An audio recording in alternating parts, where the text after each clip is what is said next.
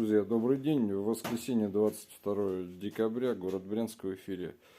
В работе отремонтирована пятиступенчатая коробка Volkswagen Polo с маркировкой НВС 2013 года.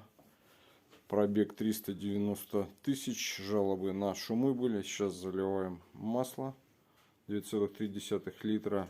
Заменили подшипники на новые, механизм выбора передач в чувство привели, ось дифференциала с проточками. Так, первая порция масла пошла. И буквально вам покажу отрывок автомобиля на подъемнике.